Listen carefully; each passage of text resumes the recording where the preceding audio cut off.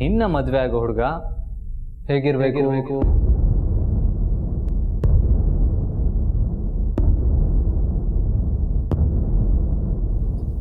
ನಿಮ್ ತರ ಇರಬೇಕು.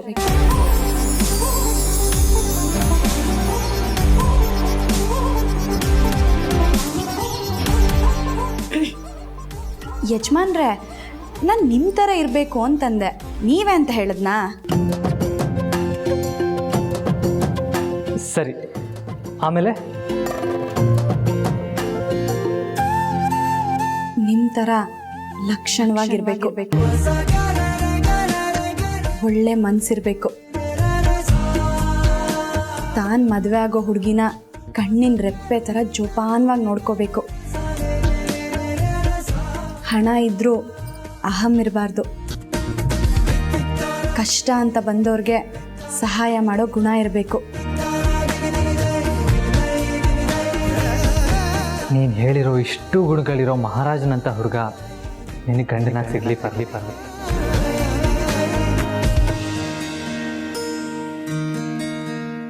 ಅಪ್ಪ ಅಪ್ಪ ಅಪ್ಪ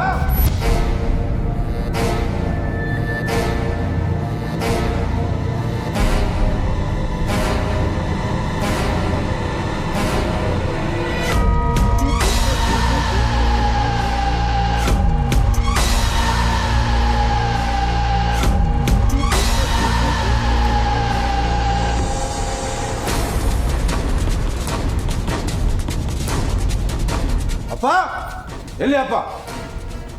ಯಾಕೋ ಏನಾಯ್ತು? ಯಾಕೆ ಹಿಂಗೆ ಕೂಗ್ತಾ ಇದೀಯಾ? ಜನನಿನ ನೋಡೋದಕ್ಕೆ ಗಂಡಿನ ಕಡೆಯವ್ರು ಬಂದಿದ್ರಲ್ಲ, ಆ ವಿಷಯ ಅವ್ರಿಗೆ ಹೇಗೆ ಗೊತ್ತಾಯ್ತು?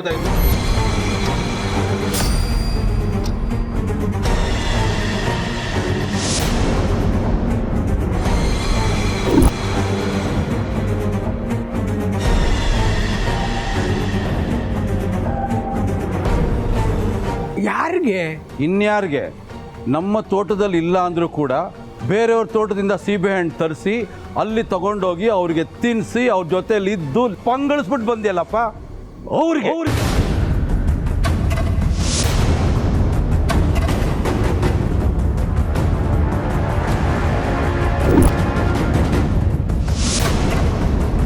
ನನಗೆ ಗೊತ್ತಿಲ್ಲಪ್ಪ. ಗೊತ್ತಿಲ್ಲ ಅಂದ್ರೆ ಏನಪ್ಪ ಅರ್ಥ? ಇದ್ದ ಮೂವರಲ್ಲಿ ಕದ್ದವರಾರು ಅಂತ ಹೇಳ್ತಾರೆ.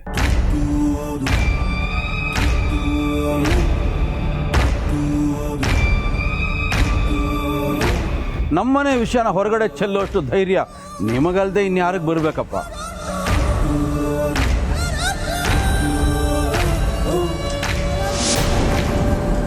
ಬೆಳಗ್ಗೆ ನಾನು ಗಂಡಿನ ಕಡೆಯವ್ರು ಬರಲಿಲ್ಲ ಅಂತ ಇಲ್ಲಿ ಒದ್ದಾಡ್ತಾ ಇದ್ದೀನಿ, ಅಲ್ಲಿ ಕೂತ್ಕೊಂಡು ನೀವು ಕಿಸಿತಾ ಇದ್ರಲ್ಲ, ನನಗೆ ಆಗ್ಲೇ ಅನುಮಾನ ಬಂತು.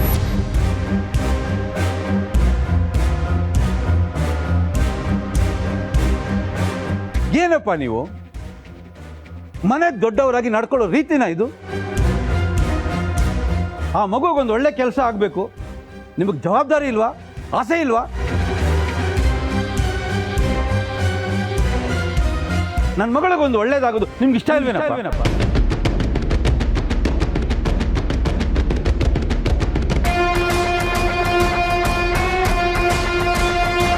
ಬಾಯಿ ಬಂದಂಗೆಲ್ಲ ಮಾತಾಡಬೇಡ. ಜನನಿ ನಿನಗೆ ಮಗಳು ಆದರೆ ನನಗೆ ಮೊಮ್ಮಗಳು. ಅವಳ ಭವಿಷ್ಯದ ಬಗ್ಗೆ ನನಗೆ ಕಾಳಜಿ ಇಲ್ವಾ? ಇದ್ದಿದ್ರೆ ಹೀಗೆ ನಡ್ಕೋತಾ ಇದ್ರ ನೀವು? ಅಂದ್ರೆ ನಿಮ್ಮ ಮಾತಿನ ಅರ್ಥ ಏನು? ಯಾರು ಹೇಳಿದ್ದಾರೆ ಅಂತ? ಈ ಪರಮೇಶ್ವರನ, ಪಾರ್ವತಿನ, ಇಲ್ಲ ನಂದೀಶನ?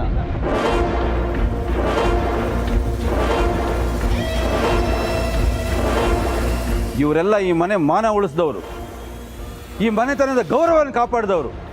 ಅವನು ನನ್ನ ಮಗಳ ಪ್ರಾಣ ಉಳಿಸ್ದ.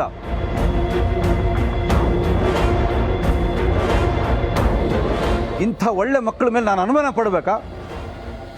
ಹಾಗಿದ್ದ ಮೇಲೆ ನಮ್ಮನೆ ವಿಷಯ ಅಲ್ಲಿವರೆಗೂ ಹೇಗೋಯ್ತಪ್ಪ? ಹೇಗೋಯ್ತು ಅಲ್ವೋ? ಮದುವೆ ವಿಷಯನ ಯಾರಿಂದ ಗುಟ್ಟಾಗಿಡೋಕ್ಕಾಗಲ್ಲ. ಅದರಲ್ಲಿ ಹುಡುಗನ ಹುಡುಕಕ್ಕೆ ಬ್ರೋಕರ್ಗೆ ಹೇಳಿದ್ಯಾ. ಬ್ರೋಕರ್ಗೆ ಗೊತ್ತಾಯ್ತು ಅಂದರೆ ಊರಿಗೆ ಗೊತ್ತಾಗತ್ತೆ.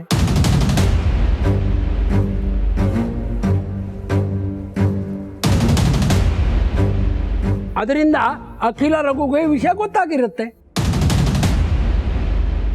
ಆಯ್ತು, ಹಾಗೆ ಅನ್ಕೋತೀನಿ. ನೀವು ಅನ್ಕೊಂಡು ಹಾಗೆ ನಾನು ಅನ್ಕೋತೀನಿ. ಆದ್ರೆ ಅವ್ರು ತಪ್ಪಗಿರ್ಬೇಕಲ್ವಾ? ಅವರು ನಮ್ಮ ಮನೆಗೆ ಬರೋವಾಗ ದಾರಿಲಿ ಅಡ್ಡ ಕಟ್ಟಿ ಅವ್ರಿಗೆ ಶ್ರೀಮಂತರು ಬಣ್ಣ ಹಚ್ಚಿ ಅವ್ರನ್ನ ನಮ್ಮ ಮನೆಗೆ ಕಳಿಸ್ಕೊಟ್ಟಿದಾರಲ್ಲ, ತಪ್ಪಲ್ವಾ ಇದು?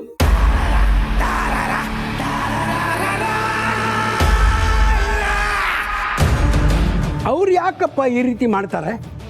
ಯಾಕೆ ಅಂದರೆ ಅದರ ಹಿಂದೆ ಬಲವಾದ ಕಾರಣ ಇದೆ, ಕೆಟ್ಟ ಉದ್ದೇಶ ಇದೆ. ಉದ್ದೇಶನಾ? ಆ ಅಖಿಲ ರಘು ತಮ್ಮ ಮುದ್ದಿನ ಮಗನ ಜೊತೆಯಲ್ಲಿ ನನ್ನ ಮಗಳ ಮದುವೆ ಮಾಡಿಸ್ಬೇಕಂತೆ.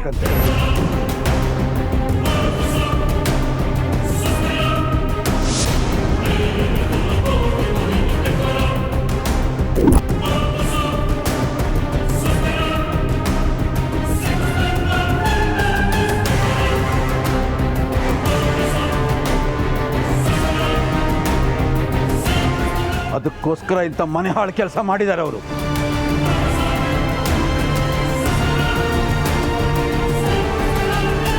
ನಾನೇನು ಸುಮ್ಮನೆ ಇರಲಿಲ್ಲ.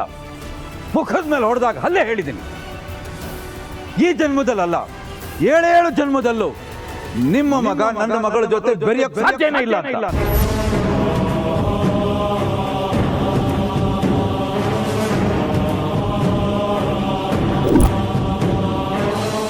ನಿಮ್ಮ ಸಂಬಂಧ ಸೇರೋದೇ ಇಲ್ಲ ಅಂತ.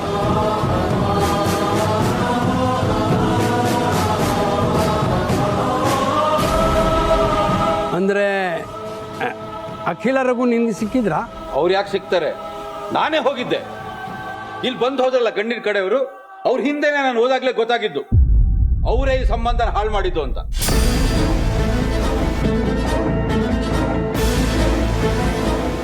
ನನ್ನ ತಂಗಿ ಬದುಕಿಗೆ ಬೆಂಕಿ ಇಟ್ಟೆ ಸಾಲದು ಅಂತ ಈಗ ನನ್ನ ಮಗಳ ಜೀವನ ಜೊತೆ ಆಟ ಆಡಕ್ಕೆ ಬಂದಿದ್ದಾರೆ.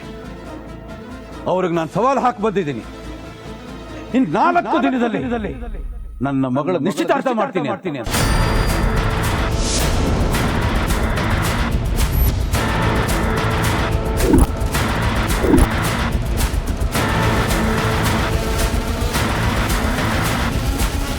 ಈ ಸಲ ನಿಶ್ಚಿತಾರ್ಥನ ಹೇಗೆ ತಡೀತಾರೆ ಅಂತ ನಾನು ನೋಡ್ಬಿಡ್ತೀನಿ. ಅವರ ನಾನಾ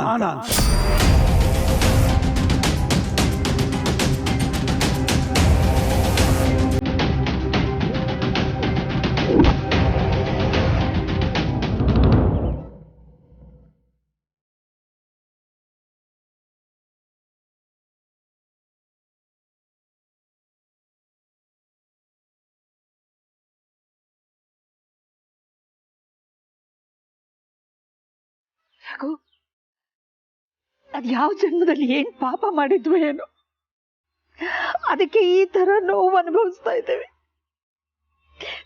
ಇದಕ್ಕೆ ಕೊನೆ ಅನ್ನೋದೇ ಇಲ್ವಾ?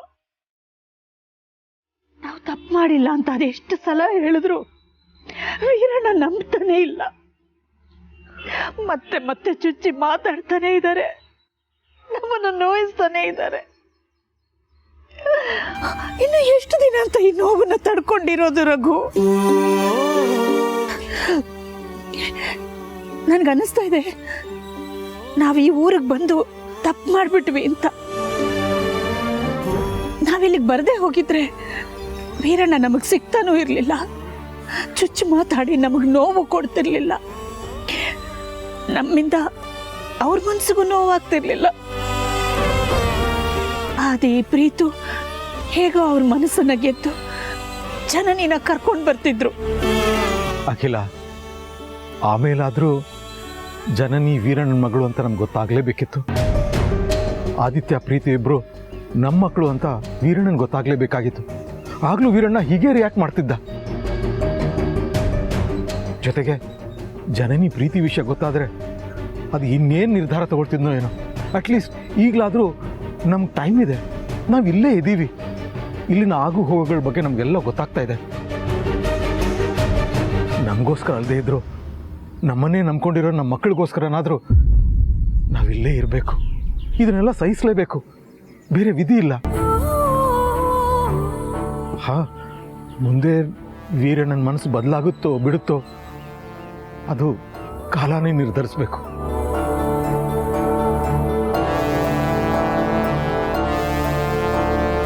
ನೀವು ಹೇಳೋದು ನಿಜ ರಘು. ಅದೆಷ್ಟೇ ಕಷ್ಟ ಆಗಲಿ ನಮ್ಮ ಮಕ್ಕಳಿಗೋಸ್ಕರ ಇದನ್ನು ಸಹಿಸ್ಕೊಳ್ಳೇಬೇಕು. ಪ್ರೀತುನ ಜನನಿನ ಒಂದು ಮಾಡಲೇಬೇಕು ರಘು, ಮಾಡಲೇಬೇಕು. ಆಮೇಲೆ ಇಲ್ಲಿ ನಡೆದಿರೋ ವಿಷಯ ಮಕ್ಳಿಗೆ ಗೊತ್ತಾಗೋದು ಬೇಡ, ತುಂಬ ನೊಂದ್ಕೋತಾರೆ. ಹೋಗೋಣವಾ?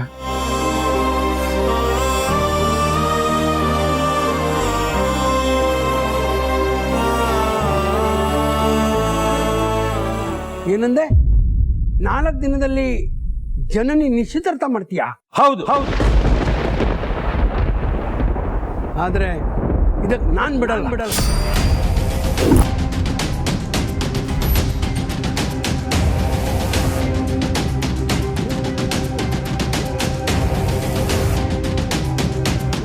ಏನಪ್ಪ ಏನು ಹೇಳ್ತಿದ್ದೀರಪ್ಪ ನೀವು? ನೀವು ಬಿಡೋದಿಲ್ವಾ ಅಂದ್ರೆ ಏನರ್ಥ? ಆ ಮಗು ಮದುವೆನ ನೀವು ತಡೀತಾ ಇದ್ದೀರಾ? ಹೇಗಪ್ಪ ಮನಸ್ಸು ಬರುತ್ತೆ ನಿಮಗೆ? ಹೇಗೆ ಮನಸ್ಸು ಬರುತ್ತೆ ನಿಮಗೆ? ಅವಳು ನಿಮ್ಮ ಮೊಮ್ಮಗಳಲ್ವಾ? ಶತ್ರುಗಳು ಊರೆಲ್ಲ ಇದ್ದಾರೆ ಅಂತ ನಾನು ತಲೆ ಕೆಡಿಸ್ಕೊಂಡಿದ್ದೀನಿ. ಅದ್ರ ಮನೆ ಒಳಗೆ ನನ್ನ ಅಪ್ಪನಾಗಿ ನೀವು ಆ ಮಗುಗೆ ಒಂದೊಳ್ಳೆ ಕಡೆ ಸಂಬಂಧ ತಂದು ಮದುವೆ ಮಾಡಿಸ್ಬೇಕು ಅಂತ ಹೇಳಿ ನಾನು ಹಠ ತೊಟ್ಟಿದ್ದೀನಿ, ಕನಸು ಕಾಣ್ತಾ ಇದ್ದೀನಿ, ಪ್ರಯತ್ನ ಮಾಡ್ತಾ ಇದ್ದೀನಿ. ನೀವು ಮಾಡ್ತಿರೋದೇನು? ಆ ಅಖಿಲಾಂಡೇಶ್ವರಿ ಜೊತೆ ಸೇರ್ಕೊಂಡು ನನ್ನ ಮೇಲೆ ಯುದ್ಧ ಸಾರ್ತೀರಾ? ಬಿಡ್ತು ಅನ್ನೋ ನಾಲಿಗೆ ಉದ್ದ ಇದೆ ಅಂತ ಬಾಯಿಗೆ ಬಂದಾಗ ಮಾತಾಡಬೇಡ. ಅಲ್ವೋ, ಅಖಿಲ ರಘು ಸೇರಿ ಜನನಿ ಮದುವೆ ಮಾತುಕತೆ ನಿಲ್ಲಿಸಿದ್ದಕ್ಕೆ ಅವ್ರ ಮೇಲೆ ಇರೋ ಕೋಪಕ್ಕೆ ಇನ್ನೊಂದು ಹುಡುಗನ ಹುಡುಕಿ ಜನನಿ ಮದುವೆ ಮಾಡ್ತೀನಿ ಅಂತ ಹೇಳ್ತಾ ಇದೆಯಲ್ಲ, ಇದು ನ್ಯಾಯನಾ?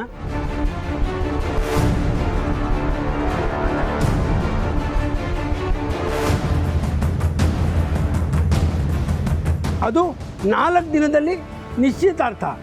ಏನು ಮದುವೆ ಅಂದರೆ ಮಕ್ಕಳಾಟ ಅಂದ್ಕೊಂಡಿದ್ಯಾ? ಹುಡುಗ ಯಾರು, ಏನು ಮಾಡ್ತಿದ್ದಾನೆ ಅಂತ ತಿಳ್ಕೋಬೇಕು. ಅವನು ಜನನಿನ ಒಪ್ಕೊಳ್ಳೋದು ಮುಂಚೆ ನಾವು ಅವನ್ನ ಒಪ್ಕೋಬೇಕು.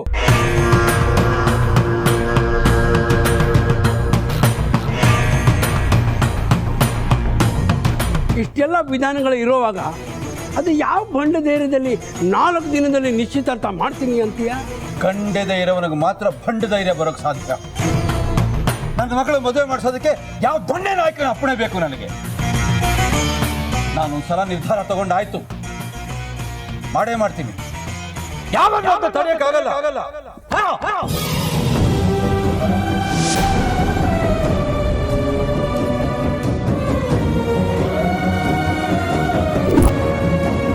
ಯಾರು ತಡೀತಾರೋ ನೋಡ್ತೀನಿ.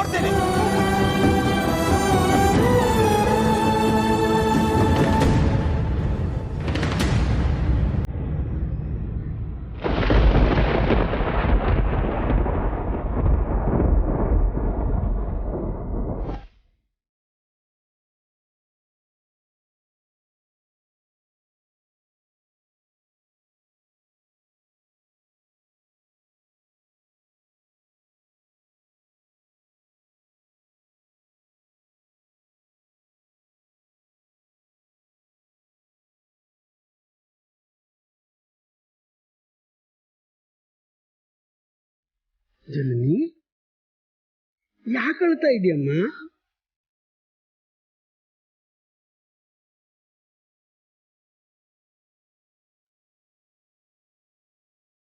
ನಿನ್ನಪ್ಪ ಕೋಪದಲ್ಲಿ ಮಾತಾಡಿದ್ದಾನೆ ಅಷ್ಟೇ. ಧೈರ್ಯವಾಗಿರೋ, ನಾನಿಲ್ವಾ?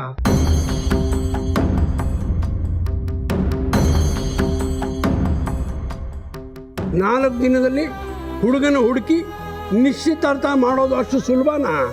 ನಾನು ನೋಡ್ತೀನಿ ಅದು ಹೇಗೆ ಮಾಡ್ತಾನೆ. ಅಜ್ಜಯ್ಯ, ಅಪ್ಪನ ಬಗ್ಗೆ ನಿಮಗೆ ಚೆನ್ನಾಗಿ ಗೊತ್ತಲ್ಲ. ಅವರು ಒಂದ್ಸರಿ ತಗೊಂಡಿದ್ದ ನಿರ್ಧಾರನ ಯಾವುದೇ ಕಾರಣಕ್ಕೂ ಹಿಂದೆ ಸರಿಯಲ್ಲ. ಎಷ್ಟೇ ಕಷ್ಟ ಆದರೂ ಸರಿ, ಅವ್ರು ಅದನ್ನು ಮಾಡೇ ಮಾಡ್ತಾರೆ. ಮಗಳೇ, ಚಿಂತೆ ಮಾಡಬೇಡ. ನಿಮ್ಮಪ್ಪನ ಹತ್ರ ನಾನು ಮಾತಾಡ್ತೀನಿ. ನೀನು ಧೈರ್ಯವಾಗಿರೋ, ಅಳಬೇಡ ಮಗಳೇ, ಅಳಬೇಡ. ನಾನಿದ್ದೀನಲ್ಲ, ಧೈರ್ಯವಾಗಿರು.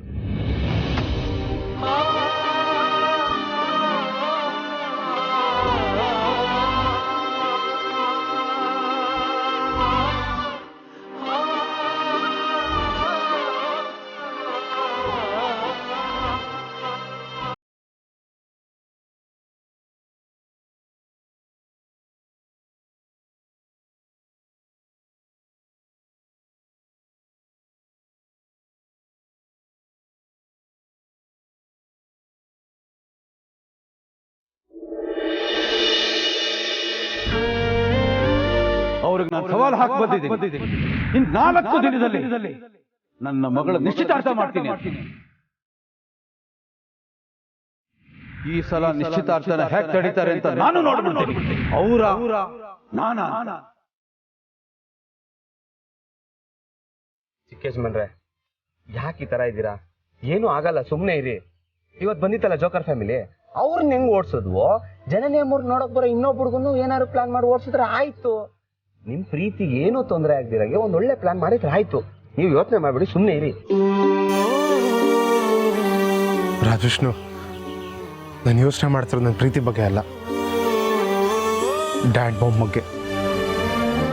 ಪಾಪ ಜನನಿಯವ್ರ ತಂದೆಯಿಂದ ಸುಮ್ಮನೆ ಅವಮಾನ ಆಯ್ತು ಅವ್ರಿಗೆ. ಪಾಪ ಎಷ್ಟು ನೊಂದ್ಕೊಂಡಿರ್ತಾರೋ. ಇದಕ್ಕೆಲ್ಲ ನಾನೇ ಕಾರಣ ರಾಜವಿಷ್ಣು, ನಾನೇ ಕಾರಣ. ಚಿಕ್ಕ ಯಜಮಾನ್ರೆ, ಯಾಕೆ ಆ ಥರ ಅನ್ಕೊಂತೀರಾ? ಟೈಮ್ ಸರಿ ಇಲ್ಲ ಅಂದ್ರೆ ಈ ಥರ ಎಲ್ಲ ಆಗುತ್ತೆ. ಇವತ್ತಲ್ಲ ನಾಳೆ ಎಲ್ಲ ಸರಿ ಹೋಗುತ್ತೆ. ಇಲ್ಲ ರಾಜವಿಷ್ಣು, ಅಲ್ಲಿವರೆಗೂ ಕಾಯೋ ತಾಳ್ಮೆ ನನಗಿಲ್ಲ. ಈ ಸಮಸ್ಯೆ ಅಷ್ಟು ಸುಲಭವಾಗಿ ಬಗೆಹರಿಯಲ್ಲ. ಇದಕ್ಕೊಂದು ಪರಿಹಾರ ಕಂಡುಹಿಡಿಯಲೇಬೇಕು. ಕಂಡುಹಿಡಿತೀನಿ.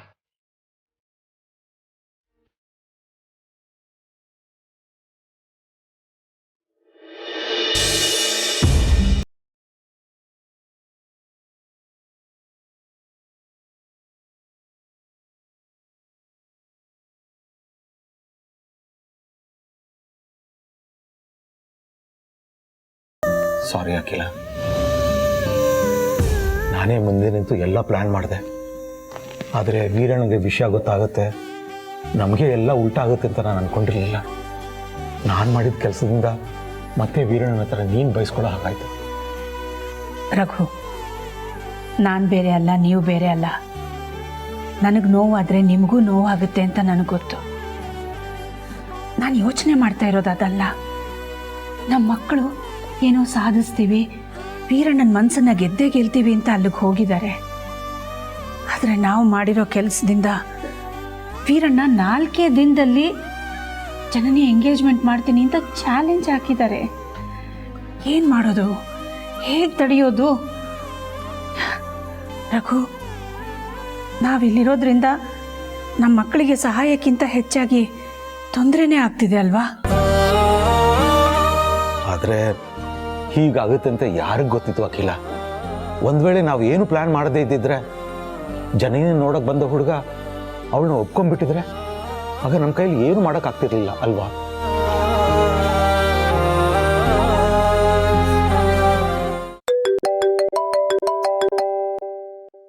ಆದಿತ್ಯ,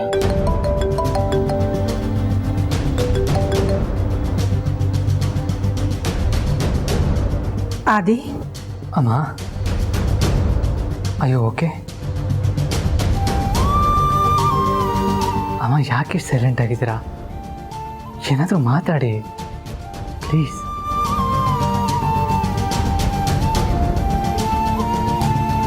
ಜನನಿಯವ್ರ ತಂದೆ ಬೈತಿದ್ದಕ್ಕೆ ಬೇಜಾರಾಯ್ತಾ? ಸಾರಿ ಮಾ. ಛೇ, ನೀನು ಯಾಕಪ್ಪ ಸಾರಿ ಹೇಳ್ತೀಯಾ? ನನಗೇನು ಬೇಜಾರಾಗಿಲ್ಲ, ನೀನು ತಲೆ ಕೆಡಿಸ್ಕೋಬೇಡ.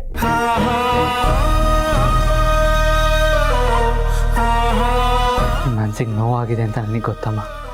ಆ ವಿಷಯ ಮಾತಾಡೋದು ಬೇಡ ಅಂತ ಹೇಳಿದ್ನಲ್ಲ ಅದೇ, ಬಿಡು. ಅಲ್ಲಿ ನಿಮ್ಗೇನು ತೊಂದರೆ ಆಗಿಲ್ಲ ತಾನೇ? ಇಲ್ಲಮ್ಮ, ಆದರೆ ಅವರು ಜನನಿಯವ್ರ ಎಂಗೇಜ್ಮೆಂಟ್ ಮಾಡೋದ್ರ ಬಗ್ಗೆ ನಿಮ್ಮ ಹತ್ರ ಚಾಲೆಂಜ್ ಮಾಡಿ ಬಂದಿದ್ದೀನಿ ಅಂತ ಕೋಪದಲ್ಲಿ ಹೇಳ್ತಾ ಇದ್ರು. ಆ ವಿಷಯದ ಬಗ್ಗೆ ನೀವು ಯಾರೂ ತಲೆ ಕೆಡಿಸ್ಕೋಬೇಡಿ. ಏನು ಮಾಡ್ಬೋದು ಅಂತ ನಾವು ಯೋಚನೆ ಮಾಡ್ತೀವಿ. ಪ್ರೀತಿಗೆ ನೀನೇ ಧೈರ್ಯ ಹೇಳಪ್ಪ. ಆಯ್ತಮ್ಮ. ಗುಡ್ ನೈಟ್ ಮಗನೇ. Good night.